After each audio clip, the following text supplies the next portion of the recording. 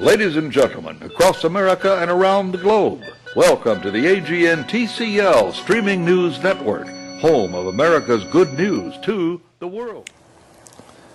Good morning, good afternoon, good evening, good night, wherever in the world you happen to be.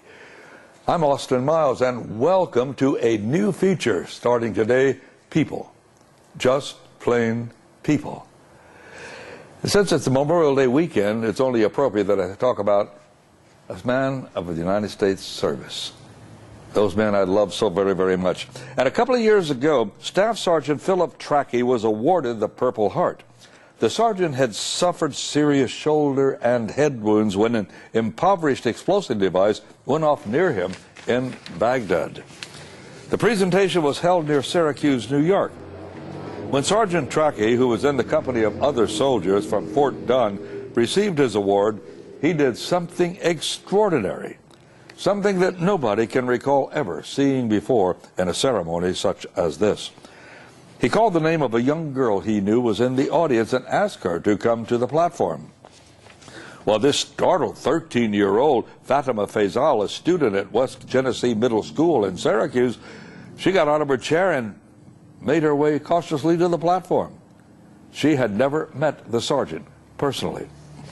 When she got there, Sergeant Trackey, with a smile on his face, pinned his medal, the Purple Heart, on the young student.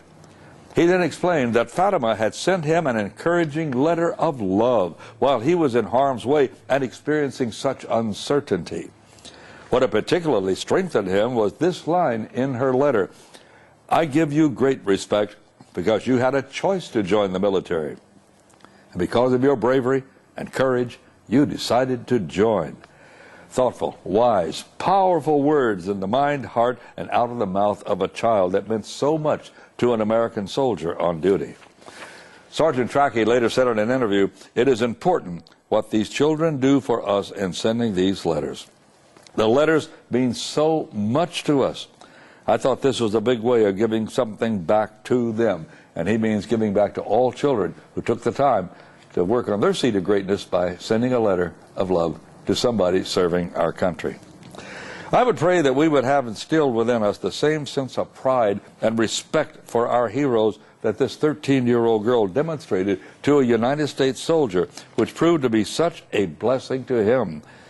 And I think it was a blessing to every American that heard this story, and especially those who were there in that audience in Syracuse. While we don't always understand what is behind the wars we fight, the soldiers do.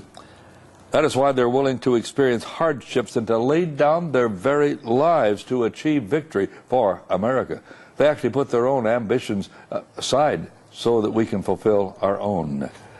When I was a young soldier being shipped out of Fort Sheridan, Illinois, to Fort Riley, Kansas, all of us on the train shared a sense of apprehension and uncertainty as to what was ahead. As the train rattled on, we looked out the windows of the train and saw scattered along the sides of the railroad tracks all along the way several farm families and other citizens waving to us with handkerchiefs in their hand and blowing kisses as we rumbled by. What an encouragement this was to all of us on that troop train.